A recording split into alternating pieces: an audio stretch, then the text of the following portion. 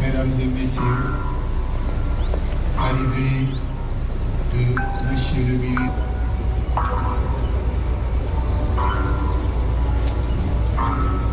Major général des armées.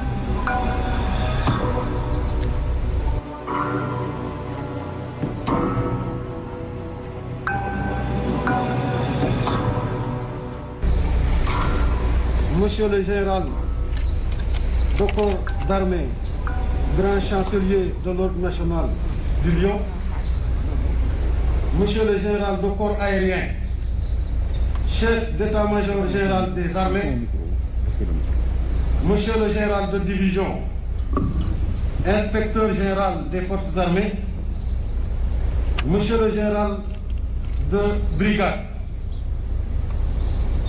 commandant la brigade nationale des sapeurs-pompiers, Messieurs les chefs d'état-major d'armée, Messieurs les officiers généraux, Messieurs les directeurs de service, Messieurs les chefs de chaîne de l'état-major général des armées, Monsieur le colonel, commandant la zone militaire numéro 1, Mesdames, Messieurs les officiers, Mesdames, Messieurs les sous-officiers et militaires du rang, Mesdames et Messieurs du personnel civil de l'intendance, honorables invités, Mesdames, Messieurs, Monsieur le ministre, tout d'abord, rendons grâce à Dieu de nous avoir donné l'opportunité de pouvoir nous réunir dans ce contexte de Covid-19 qui reste encore très douloureux. Gloire et louange à lui pour la résilience qu'il continue de nous accorder dans la lutte contre ce fléau combien dangereux.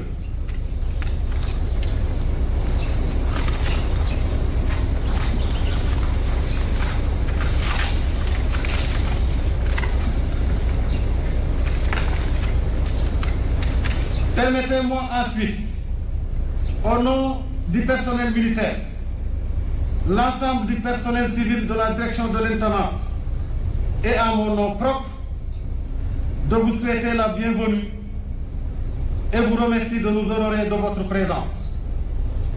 La cérémonie d'inauguration de l'école militaire d'administration et des métiers techniques de l'intendance, EMAMTI, qui nous réunit aujourd'hui, n'est autre chose que la résultante d'une doctrine d'action mise en œuvre au double plan de la réalisation d'infrastructures et de leurs équipements. En effet, dans le contexte global de la prospective qu'il est appelé à mener pour redéfinir les paramètres de sa politique de capacitation des forces, le commandement militaire a conceptualisé, il y a encore moins d'une décennie, ce qu'il est convenu d'appeler la planification à moyen terme, horizon 2025. En procédant de la sorte, le commandement militaire s'est fixé les objectifs les plus clairs. Il s'agit de mettre sur pied des unités opérationnelles aptes à mener parfaitement toutes les missions qui peuvent leur être confiées dans le cadre classique de la défense du territoire national, la projection des forces pour les opérations extérieures, de maintien de la paix ou tout simplement au titre des actions civilo-militaires. Monsieur le ministre, honorables invités,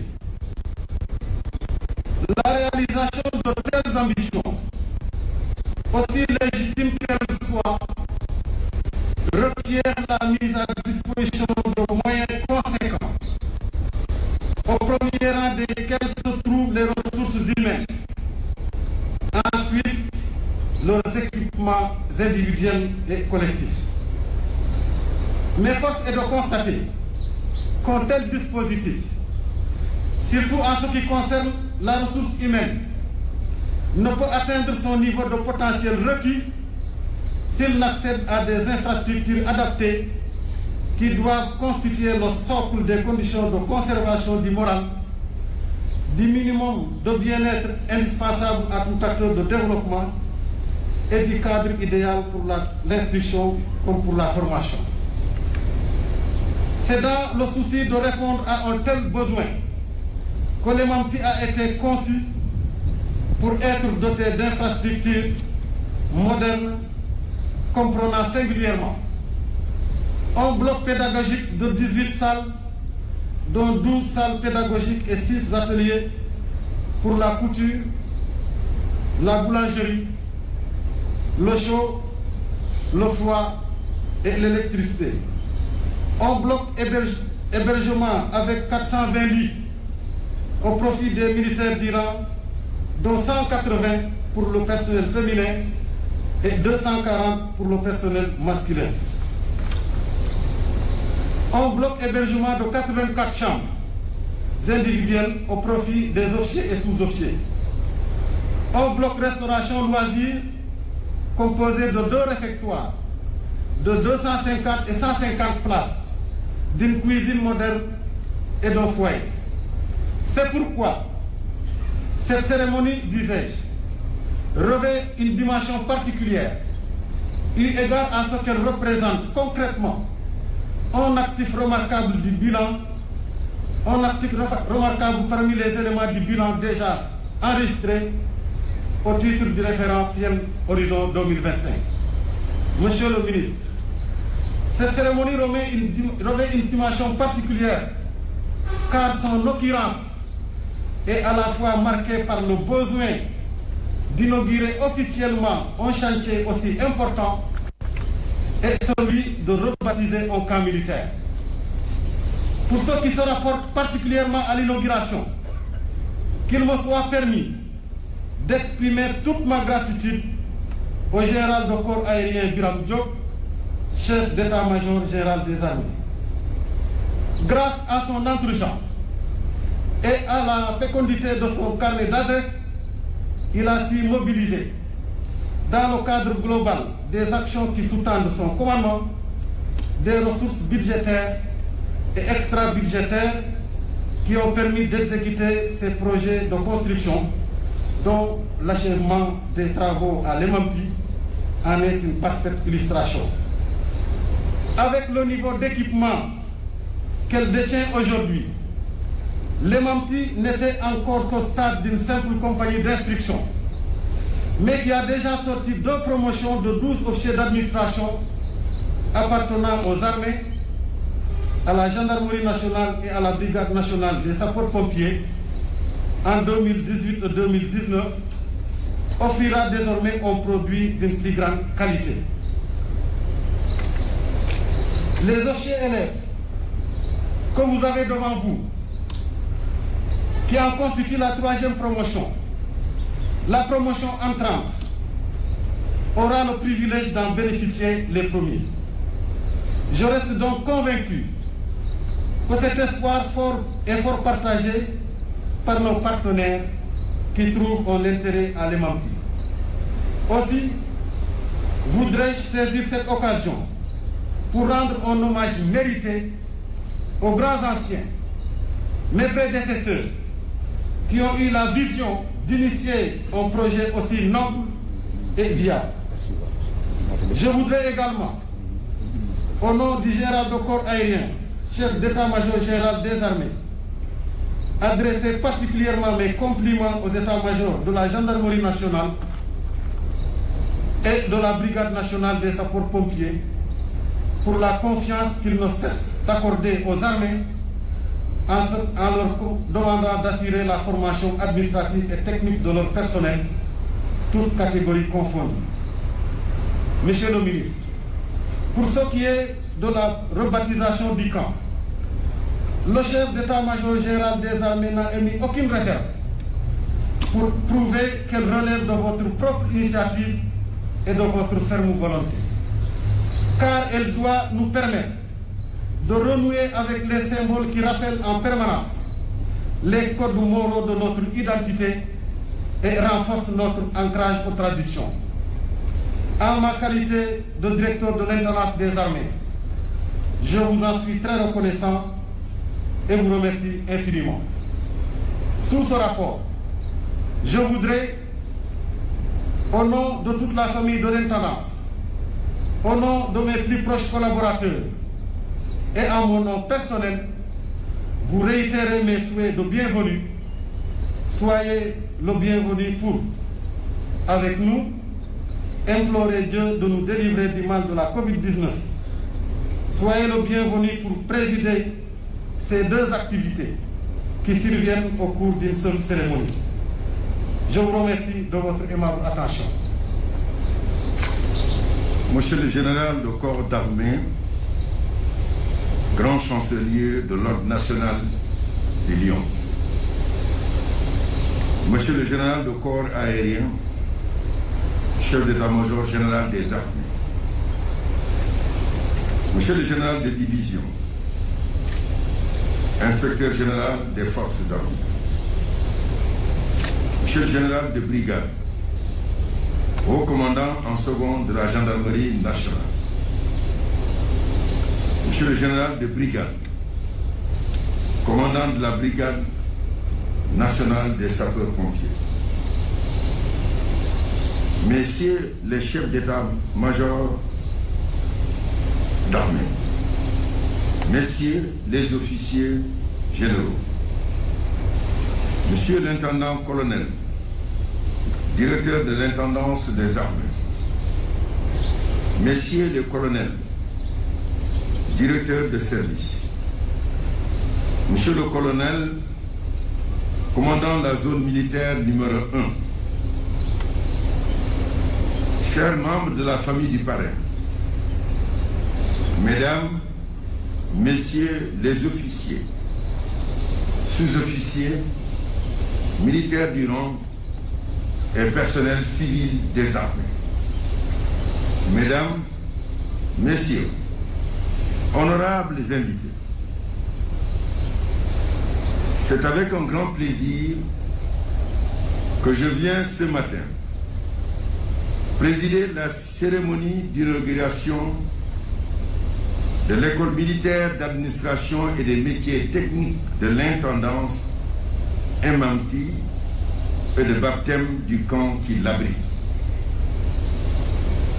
Cette cérémonie, qui fait suite à l'ouverture du cours d'état-major il y a juste une semaine, s'inscrit dans la dynamique résolue des armées de réaliser l'objectif assigné par son Excellence M. Macky Sall, président de la République et chef suprême des armées, de ne ménager aucun effort pour faire de la formation un des piliers de la modernisation de notre outil de défense à l'horizon 2025.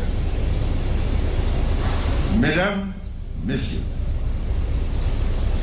l'érection de cette école moderne, qui sera un pôle unique de formation pour les armées et les autres forces de défense et de sécurité, permet de répondre positivement à une forte demande face à une disponibilité de plus en plus faible de places de stage dans les écoles d'administration des pays partenaires. Elle s'inscrit aussi dans l'engagement du commandement de prendre en charge de manière globale la gestion et la capacitation de nos personnels et ouvre la voie à la disponibilité de ressources humaines de qualité avec l'appui de l'expertise nationale. Je félicite et encourage le général de corps aérien Biram Diop, chef d'état-major général des armées, pour son engagement à améliorer les conditions matérielles et morales dans les armées et pour son ambition de hisser notre institution militaire aux standards internationaux les plus élevés. En effet, dans le cadre de la montée en puissance des armées à l'horizon 2025, la création de nouvelles structures dédiées à l'éducation et à la formation est indispensable pour disposer de personnel qualifié, apte à assurer les missions multidimensionnelles et complexes que les armées sont appelées à exécuter à travers le monde. Dans cette perspective, l'école militaire d'administration et des métiers techniques de l'indépendance et de l'intendance aura pour mission d'assurer l'instruction et la formation aux techniques et spécialités de l'administration militaire au profit des intendants militaires, des officiers d'administration, des sous-officiers et militaires du rang. Elle accordera aussi une place importante à la formation en logistique opérationnelle des armées, notamment dans le domaine du soutien à l'homme, regroupant des fonctions indispensables au maintien de la capacité opérationnelle des forces qui veillent à la sécurité et à l'intégrité de notre sanctuaire national. Afin de développer les synergies indispensables à une administration intégrée, l'école établira également un partenariat étroit avec les écoles et centres nationaux de formation de référence pour armer nos cadres à avoir une parfaite maîtrise de la réglementation et des procédures en vigueur dans l'administration publique. Enfin, conformément à une tradition bien établie, l'EMAMTI sera ouvert aux pays amis et contribuera au renforcement de la coopération militaire sous-régionale en matière de formation. Mesdames, Messieurs, honorables invités, l'intendance des armées, dans sa configuration actuelle, est le résultat de nombreuses mutations portées par de valeureux pionniers qui lui ont donné ses lettres de noblesse.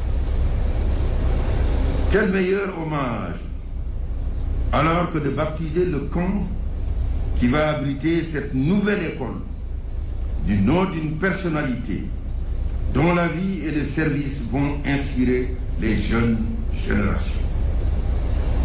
Un chef militaire qui a marqué de manière indélébile la naissance et le développement de nos armées. Je veux nommer l'intendant-colonel Landing Bessal.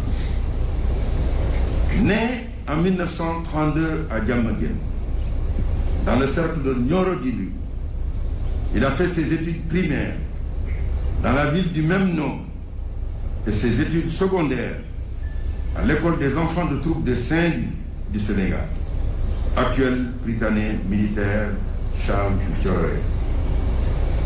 À l'instar des autres grands pionniers qui ont porté nos armées sur les fonds baptismaux, il commence sa carrière militaire dans l'armée française le 28 octobre 1950 au 7e régiment de tirailleurs sénégalais. Il gravit rapidement les échelons jusqu'au grade de sergent-chef le 19 mars 1956, période pendant laquelle il a successivement servi à Dakar et au Proche-Orient. Admis à l'école de formation des officiers ressortissants des territoires d'outre-mer, effortant de Fréjus, en France. Il est issu de la promotion baptisée Centenaire 1956-1958. Il est nommé sous-lieutenant la même année et embrasse très tôt le métier d'administrateur militaire à Marseille dès sa sortie d'école. Le 11 mars 1960, il est affecté au 2e régiment interarmé d'outre-mer, avec poste à Madagascar. Il est transféré le 8 décembre 1962 au 1er bataillon d'infanterie de la nouvelle armée sénégalaise. Entre 1962 et 1964, il sert successivement au 4e bataillon d'infanterie et à l'école militaire préparatoire de Saint-Louis comme chef de service administratif. Promu capitaine le 1er avril 1965, il est détaché à la gendarmerie nationale le 26 juin 1966. Admis à l'école supérieure de l'intendance de Paris, il y subira une formation de 2 ans avant de retourner au 1er bataillon d'infanterie. Il est nommé le 1er juillet 1972 chef de corps de la compagnie Intendance et le 1er août 1974 directeur de l'intendance, devenant ainsi le premier intendant militaire sénégalais à la tête de cette institution. Au grade d'intendant colonel, il occupe les fonctions d'inspecteur des affaires administratives au ministère des Forces armées à partir du 1er août 1980. Le 1er septembre 1987, il est nommé attaché militaire naval et de l'air près l'ambassade du Sénégal au Maroc afin de faire valoir ses droits à la retraite le 31 décembre 1989. Sa brillante carrière dans notre pays, à Madagascar et en Indochine, lui ont valu d'être décoré du grade d'officier de l'Ordre national du Mérite, de commandeur de l'Ordre national du Lion, de croix de guerre avec étoile de vermeil, de croix de guerre avec étoile de bronze, de médaille coloniale avec agrafe Extrême-Orient et de médaille commémorative de la campagne d'Indochine. Chers membres de la famille de l'intendant colonel Bessan, je voudrais vous remercier, ainsi que vos frères, d'avoir bien voulu répondre à notre invitation et rehausser de votre présence cette cérémonie d'hommage. Je suis certain que l'intendant colonel Bessan Alité aurait voulu être des nôtres ce matin. Nous aurions été fiers de lui témoigner notre gratitude devant cette auguste audience. Mais je sais pouvoir compter sur vous pour lui transmettre nos vives et chaleureuses salutations, ainsi que nos vœux de bonne santé et de longévité, et lui dire que le baptême de ce camp n'est que la juste reconnaissance des éminents services qu'il a rendus à notre pays. Mais, messieurs les officiers, sous-officiers, militaires du rang et personnel civil des armées, le parcours de cet officier dont votre camp porte désormais le nom est exceptionnel. Il est un exemple d'abnégation, de persévérance et de probité. Premier Sénégalais directeur de l'intendance, il a su tracer la voie dans laquelle les générations suivantes se sont inscrites pour faire de la direction de l'intendance l'un des piliers du soutien dans les armées. Il devra être pour vous une source d'inspiration. Armez-vous du professionnalisme et du courage qui l'ont toujours caractérisé et que reflètent amplement les citations qui lui ont été décernées lors de la campagne d'Indochine.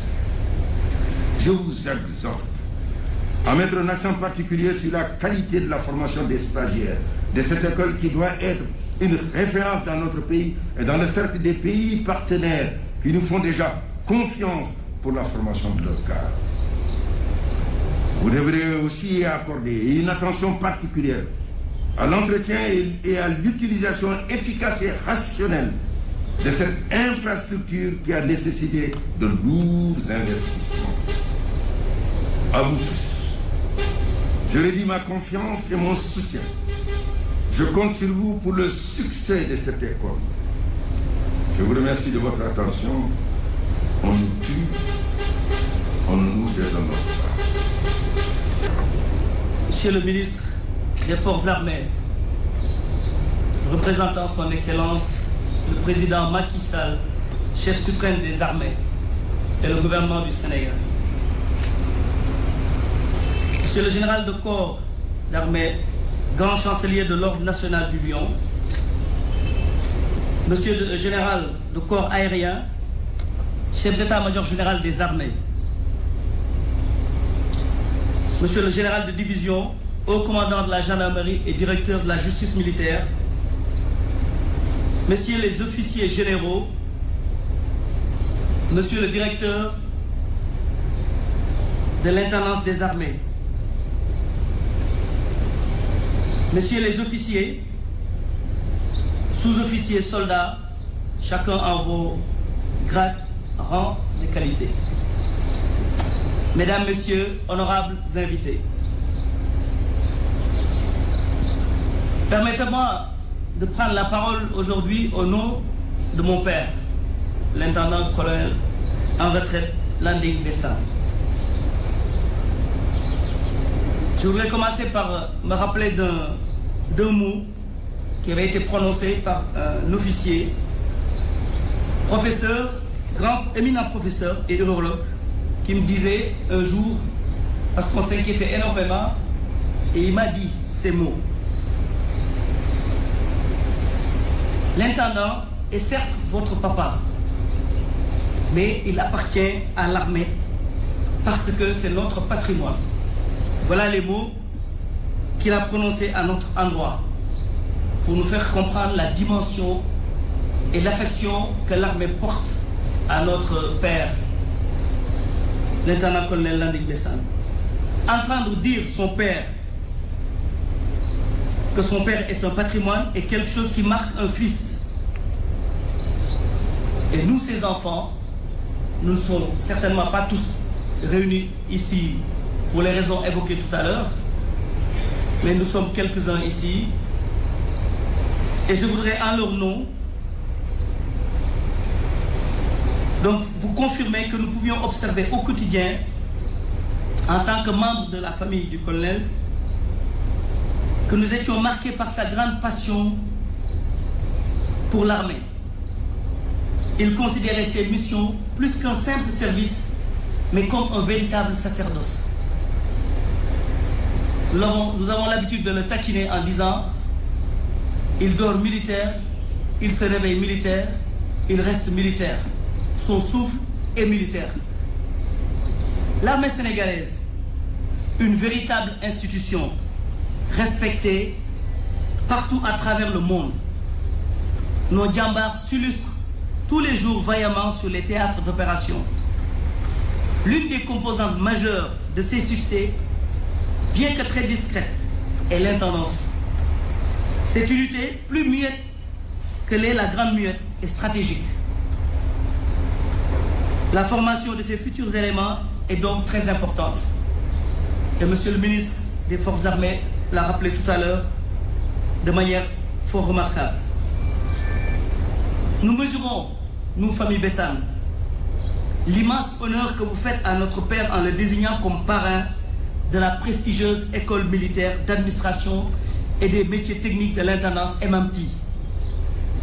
C'est une belle reconnaissance qui immortalise son action au sein de l'armée et qui, nous l'espérons, servira d'exemple à des générations de militaires. Notre père, empêché par le poids de l'âge et d'une vie bien remplie au service de son pays, nous charge de vous transmettre toute sa gratitude pour ce choix qui l'honore pleinement. Nous sommes conscients que l'armée a une relation particulière avec notre papa et lui manifeste une disponibilité constante, notamment au travers de ses différentes composantes, l'intendance militaire, la santé, l'hôpital principal, bien des corps militaires accordent une très grande attention à notre père et nous le montrent au quotidien. Monsieur l'intendant-colonel Faye n'a pas dérogé à cette règle. Vous avez notre vif et profond remerciement. Ces remerciements s'adressent bien entendu également au général de corps aérien Biram Diop. Nous l'exprimons aussi à l'endroit des prédécesseurs de l'intendant Faye, dont certains sont présents ici, et je reconnais tonton Mar, intendant, et je reconnais également bien d'autres personnes qui sont présentes ici. Nous vous remercions de ne ménager aucun effort pour bien accompagner notre papa, qui reste le patrimoine de l'armée sénégalaise. Monsieur le ministre des Forces armées, Monsieur le chef d'état-major général des armées, Mesdames, Messieurs, nous exhortons les futurs lauréats de l'école MMT durant leur parcours à avoir en bandoulière quelques recommandations du parrain. Être républicain, avoir un sens élevé de l'honneur, être dévoué dans l'accomplissement du devoir et avoir la fraternité, celle du frère d'armes. Être humble et généreux. Nous ne saurions terminer sans formuler des prières à l'endroit de tous ceux qui nous ont quittés, de tous nos disparus. Nous prions le bon Dieu de les accueillir au paradis. Mais nous formulons également des prières à l'endroit de notre papa et recueillons bien entendu donc vos prières pour lui, pour ses compagnons et pour notre voyante armée sénégalaise et pour tout le Sénégal. Vive l'armée sénégalaise. On nous tue, on ne nous déshonore pas. Amen.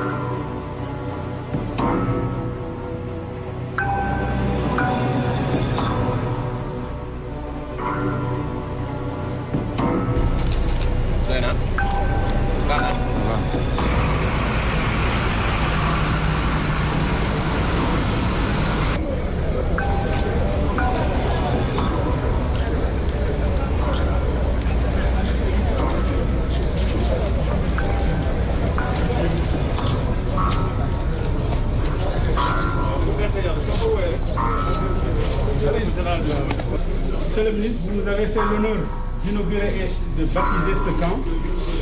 Ce projet qui a été articulé autour de deux grands programmes et de cet immeuble logera essentiellement les intendants militaires qui vont être formés ici, parce que le général de corps aérien, chef d'état-major général des armées, a déjà exprimé sa volonté de former les intendants militaires ici, dans cette école au Sénégal, avec seulement les ressources humaines militaires et civiles et avec toute l'expertise nationale. Séjourneront ici aussi les officiers d'administration que nous avons eu l'honneur de vous présenter tout à l'heure lorsque vous avez fait votre entrée à l'école. Et cette année aussi, le chef d'état-major responsable de l'enseignement militaire supérieur. Après la salle de repos qui est ici, nous allons vous montrer simplement les salles témoins qui vont abriter, qui vont héberger témoins. Ce sont toutes des chambres individuelles qui sont équipées comme ça. Et nous séjournerons donc les sous-officiers parce que le commandement a fait une de ses priorités l'amélioration de la condition des militaires.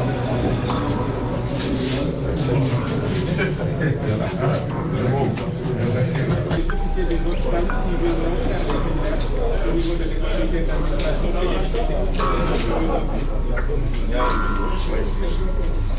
ici, donc, monsieur le ministre s'achève une première partie du volet cadre de vie et nous vous invitons de bien vouloir visiter le deuxième volet et aussi le programme professionnel.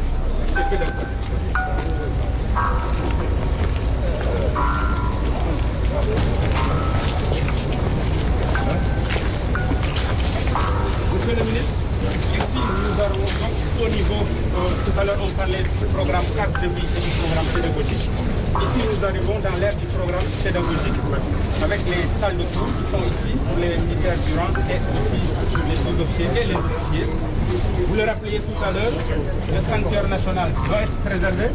Donc nous avons les salles pédagogiques aussi bien que le soutien administratif, c'est-à-dire que là nous apprendrons à nos pensionnaires à satisfaire les besoins du combattant sur le plan juridique, administratif et financier, tout en restant dans le cadre légal et réglementaire et tout en garantissant à notre commandement le respect de ce cadre légal.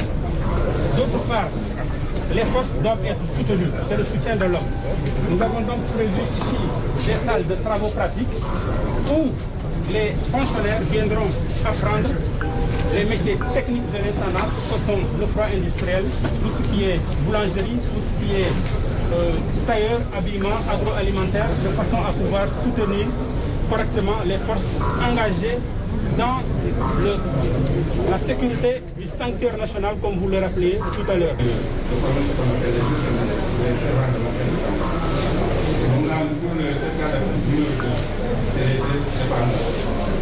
Le brevet de spécialité numéro 1, donc c'est les dépanneurs, aussi bien qu'en hôtel. Et tout dernièrement, il y a ce qu'on appelle le brevet de spécialité numéro 2, donc qui forme les chefs d'arrière, les anciens chefs d'arrière. Donc il sera en mesure de soutenir dans le cadre du soutien de l'homme le matériel de conservation, et généralement le matériel de cuisson qui est soumis par le service et maintenant tout rassemblé par l'atelier électronique. Donc ici les partenaires auront largement les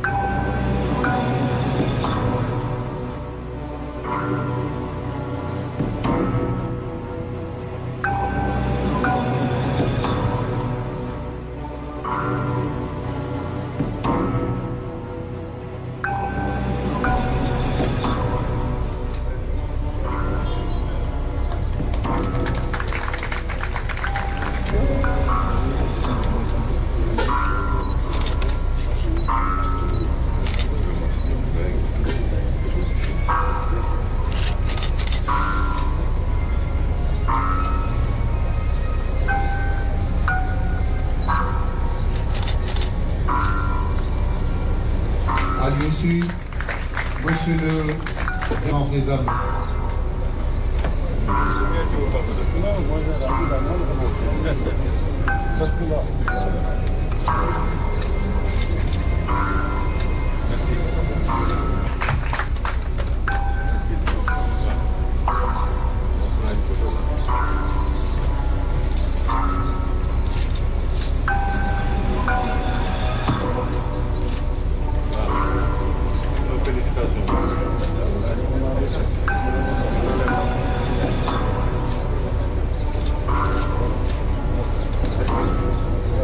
Justice militaire, le général de brigade Mamadou Diouf, haut commandant second de la gendarmerie nationale. Nous avons toujours formé nos intendants à l'étranger, particulièrement en France et au Maroc, jusque-là. Mais la coopération avec la France, dans le cadre des réformes, vous comprenez que nous ne pouvons plus avoir le nombre de places dont nous avions toujours besoin. De la même manière, nous continuons à envoyer au Maroc, mais toujours est-il que le nombre de places est limité. Par conséquent, nous avons pensé qu'il fallait faire l'ouverture de cette école pour pouvoir former nos intendants militaires sur place, parce que l'expertise nationale est là. C'est donc la raison pour laquelle ce projet a été lancé, mais pour ouvrir l'école et commencer la formation au niveau national. On est dañoo taxawal école bi parce que Sénégal ba mu amee indépendance ba léegi intendant militaire yi dañ leen doon former en France et au Maroc. waaye changement ak politique yi xew dafa tax France ci boppam mënatuñu fa envoyer ay intendant militaire. Ñu ngi continuer di envoyer ay intendant militaire pour leur formation au Maroc, mais place yi doyul. Donc dañoo gis ne fi ñuy envoyer ay intendant militaire pour ñu former leen, mais ñun foofu lañ ñu former ñun ak ñoom anciens. Donc expertise nationale bi am na fi li amuloon mooy école bi. looloo waral ñu ubbi école bi pour former intendant militaire yi fii et école bi ngay gis nii mais formation bi day am ay officier day am ay sous-officier day am militaire bi la capacité d'accueil bi dama leen ne 280 lits moom la ñu doté ci bloc yi et il y a 84 chambres.